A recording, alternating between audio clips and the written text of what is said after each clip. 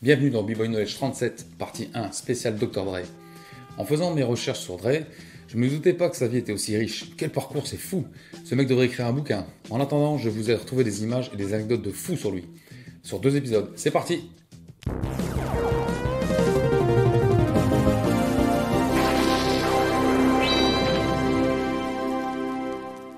La mère de Dre a eu son fils à 16 ans. Il restait des heures devant les haut-parleurs à écouter de la musique. Sa maman le posait là et il pouvait rester très longtemps, les yeux en l'air à écouter chaque note, chaque mélodie. Avant même de savoir lire, Dre écoutait des vinyles, il mémorisait les jaquettes de ses disques préférés. Il faisait le DJ pendant les réunions de famille. Juste avec le visuel et les étiquettes, il passait sa sélection. Son premier public, c'est sa famille. Dre tombe très jeune dans l'hip-hop. Il danse dans un groupe nommé Africa Patrol. Il faisait du popping. Un soir, un de ses oncles, qui travaillait comme videur, le fait rentrer en douce dans un club, le Eve After Dark. Le soir où Kurtis Blow rappait et David DMX l'accompagne au platine. Et là, Dre se dit, c'est ça que je veux faire. Il se met à mixer chez lui. Sa mère était rassurée, elle préfère l'entendre mixer à la maison plutôt qu'il aille dehors faire des conneries. Donc elle lui offre à Noël sa première table de mixage, une Numark 50. C'est l'un des plus beaux cadeaux de sa vie. La première fois qu'il mixe en public, c'est dans le jardin de Eazy-E. Il habitait pas loin de chez lui. Après cette fête, plein de gamins du quartier venaient chez lui pour acheter des cassettes de mix. Dre criait leur nom en dédicace sur la cassette personnalisée. Il commence à se faire de l'argent de poche avec ça. Il mixait tout le temps, il s'endormait même avec le casque sur les oreilles. Sa mère montait la nuit dans sa chambre pour lui enlever le casque des oreilles afin qu'il dorme au calme. 1979, le premier groupe de DJ Dr. Dre est The World Class Wrecking Crew. Il mixe régulièrement en Eve After Dark. Ce groupe est constitué de DJ du coin. Dre et ses potes faisaient de l'électro-rap à forte influence Kraftwerk, comme Afrika Bambaataa, Planet Patrol et beaucoup de crews fin 70, début 80. La boîte était toujours pleine à craquer, les miroirs étaient remplis de buée. Le propriétaire de la boîte, Lonzo Williams, avait construit une scène afin que les DJ soient devant le public en hauteur, qu'ils soient mis en avant. À l'époque, Dr. Dre portait le masque de chirurgien, comme nous tous en ce moment, quoi. Tout le week-end, pendant 2 ans, il mixait là, avec DJ Yella notamment. Finalement, André quitte le groupe, avec un peu de remords, car il avait tout appris avec eux. Mais il voulait se lancer avec le peu de matériel qu'il avait en sa possession. Du coup, il s'associe avec Eazy-E, qui avait pas mal de fric à l'époque, grâce aux deals et autres magouilles. Ils fondent Ruthless Records, ensemble en 86. Ils voulaient faire du hip-hop qui parle de la rue. À New York, ça existait déjà, mais pas dans la West Coast. Ils demandent à Ice Cube d'écrire une chanson. André souhaite passer de l'électro-funk rap au rap que l'on connaît maintenant, moins électro et avec plus de lyrics qui parlent de ce qui se passe dans la street. Du coup, Ice lui écrit Boys in the Wood. Finalement, Eazy sort son premier album en 87, Is the East, grâce à Dr. Dre qui insiste pour que Eazy-E rappe. À la base, il ne se sentait pas rappeur. Pour Ice Cube, Eazy-E est le parrain du gangsta rap. Mais sans Dre, il n'y aurait pas eu Eazy-E. Après le succès du morceau Boys in the Wood, Dre et Ice Cube se disent qu'il faut poursuivre l'aventure.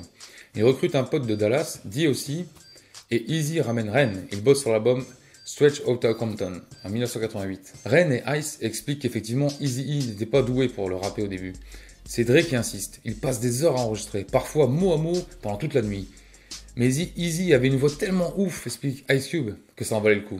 D'ailleurs, la première fois que Ren entend Boys in the Wood, il était vachement surpris. Il connaissait très bien Eazy et il avait du mal à y croire, mais le résultat était excellent.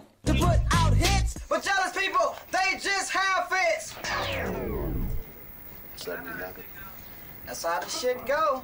Line by line. Now I wanna turn up. Oh shit. 73 take. Shit. But jealous people, they just go. Dr. Dre explique que NWA est un mélange parfait. Eazy-E venait de la rue, il dealait. Ice Cube de son côté donnait une dimension plus politique à leur rap, à la façon de Malcolm X. Il voulait faire un rap de rue, mais commercial en même temps, faire des ventes quoi. Et Ren était la voix qui reliait tout ensemble, l'alchimie parfaite. D.O.C écrivait les paroles pour Eazy et DJ Yella faisait également partie du crew. Ils formaient ensemble Nigga with Attitude. Araben Prince est à leur côté pendant 2 ans, de 86 à 88. Lorsqu'ils bossent en studio sur le premier album de NWA, ils commencent à faire des concerts, ça marche bien. Eazy vient voir Dre un soir de concert et lui dit « Faut que je te présente un groupe de filles, il faut que tu les produises. Arrête de bosser sur notre album et bosse avec elles. » Sur le coup, Dre n'était pas du tout d'accord avec cette idée. Il comprend pas et refuse de tout freiner pour lancer autre chose. Mais il s'agit des talentueuses Gigi Fad. Et Eazy avait eu le flair pour les dénicher.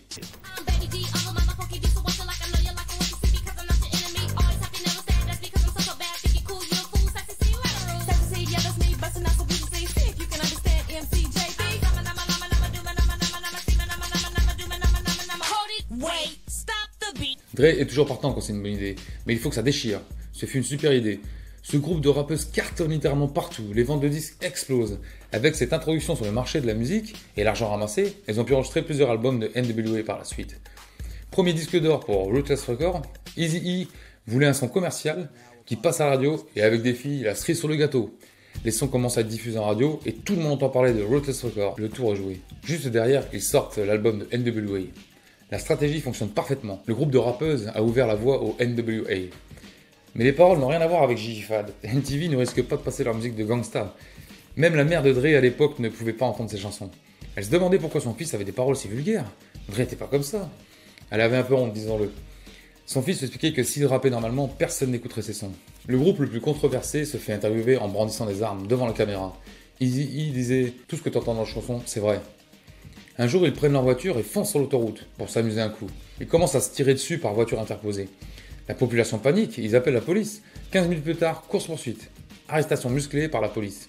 Le bad buzz avant l'ère d'Internet. Ils auraient pu y passer, car les flics les ont mis en joue. Ils auraient pu en mourir, mais vous savez quoi? Le pire, c'est que ces cons étaient fans de paintball. C'était juste des armes de paintball depuis le début, quoi. Des gros jouets. Ils passaient tout leur week-end, allaient en soirée et finissaient en prison. Dre allait les chercher, puis ils passaient la semaine à glander. À force de se faire arrêter pour leurs conneries, et surtout après l'arrestation musclée qui a suivi leur course-poursuite, ils ont commencé à se dire « Fuck the police ». De là est sorti le fameux hit du même nom.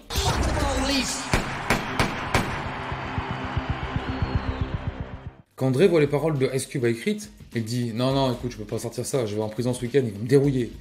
Finalement, Phoenix reprend le texte dans la poubelle et dit à Cube « C'est trop fort ». Et il garde l'autre côté. En cherchant des idées pour le nouvel album en 87, Ice Cube attend que tout le crew soit en studio et commence à rapper le texte. Tout le monde trouve ça trop fort, il valide ce texte et finalement il se lance. Suite à ça, le FBI leur assigne de ne plus faire de musique qui appelle à la violence, surtout envers les forces de l'ordre. La maison de disques reçoit un courrier leur disant de ne surtout plus chanter cette musique. Du coup, les médias en parlent et les ventes explosent. Eazy-E, c'est un génie du marketing. Ce groupe devient un miroir pour les jeunes populations défavorisées, presque un groupe de revendication, de révolte à caractère politique. En 1990, Ice Cube part du groupe, car pour lui, le manager ne donnait pas toutes les thunes qu'il devait lui filer. Du coup, il s'en va. Il appelle André juste derrière et lui dit « Putain, Dre, regarde tes comptes, on se fait tous arnaquer, fais attention ». Dit aussi et Sug le mettent en relation avec Dickie Griffey de Solar Records, afin qu'il regarde les contrats. Griffey lui explique que par rapport au nombre de ventes et aux clauses du contrat, il ne touche pas du tout ce qu'il devrait gagner beaucoup plus. Dre est maintenant au courant. Il retourne en studio pour enregistrer avec Eazy-E et se demande comment il va lui annoncer. Mais Eric est déjà au courant. Il crie à tout va « Enculé Cube ! Enculé Cube !» Il était vénère. Alors que Cube n'était pour rien. Et juste là, le groupe était comme une famille. Maintenant, ça devenait du business. Le problème, c'est que sans Ice Cube, ils n'avaient plus de leader. Ça devenait compliqué. L'émission Pop & Up en profite et part interviewer les NWA sans Ice Cube. La présentatrice sent une ambiance de merde et reproche à Ice Cube d'être parti. Le producteur décide d'aller interviewer Ice Cube en réaction face aux déclarations des NWA et de filmer tout ça pour s'en servir dans son émission. C'est pas une très bonne idée. Finalement, le groupe s'effrite pour des histoires d'argent. Dre dit à Eazy, bon, écoute, arrêtons les conneries, soit c'est moi qui pars, soit c'est Jerry. Finalement, Eazy dit à Dre de partir. Peu de temps après cette histoire de séparation, Dre rencontre la présentatrice de l'émission Pump & Up à une soirée organisée par Def Jam. C'est une jeune femme de 22 ans. Il est bourré, il la calcule pas, il fait semblant de pas la voir. Jusqu'au moment où il arrive vers elle, il l'empoigne, il la prend par les cheveux et la balance contre le mur. Il commence à la taper. Elle porte plainte, même si elle sait que Dre n'est pas violent d'habitude. Mais là, il n'avait pas digéré l'émission où on voit l'interview de NWA suivie des réactions de Ice Cube. Vous avez dit que c'était pas une bonne idée. Elle porte plainte, l'histoire sort dans la presse, elle demande une somme d'argent fou pour diffamation et agression. Dre explique qu'aujourd'hui, qu'il n'y a aucune excuse à cet épisode violent de sa vie. Il le regrette. C'est sa période descente aux enfers. Il a pété un plomb à ce moment-là. Finalement, aujourd'hui, elle lui a pardonné cette histoire.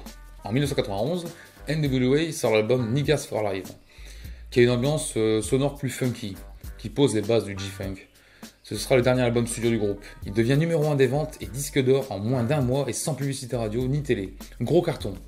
MTV et la plupart des radios ne diffusent pas leur musique, trop scandaleuse et estampillée Parental Love Story. Ils devaient faire une tournée, mais le groupe s'effrite, malheureusement. Ça marchait bien quand c'était un délire entre potes, mais l'argent a tout gâché et tout faussé. C'est tout pour aujourd'hui, mais accrochez-vous pour le prochain épisode, notamment via la création par Dr. Dre et Suge Knight de Death Row Records.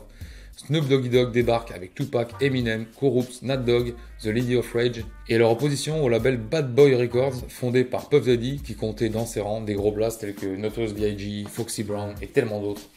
Toutes les embrouilles et la guerre à laquelle les deux labels se livrent, la disparition de Notorious B.I.G., de Tupac, ainsi que sa marque Beat by Dre. Restez connectés, abonnez-vous. Peace!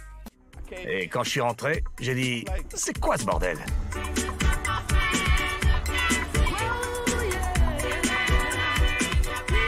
Il faut que tu comprennes. On n'avait jamais vu quelqu'un mixer 2 tempos en même temps. Dre était le premier que j'ai entendu faire ça. Et les gens se sont arrêtés de danser pour regarder.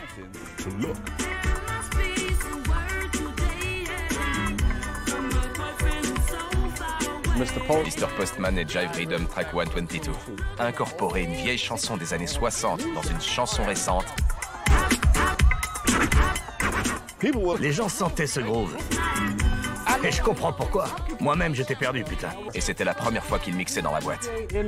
Ouais, sur cette scène que vous voyez là. Ce soir-là, je suis allé le chercher et il ne s'arrêtait pas de parler. Une super soirée. Après ça, Yella et moi, on est devenus de très bons amis. Quand on s'est rencontrés, on était comme Batman et Robin. Avec Wrecking Crew, on partait aussi en tournée. C'était vraiment sympa et amusant.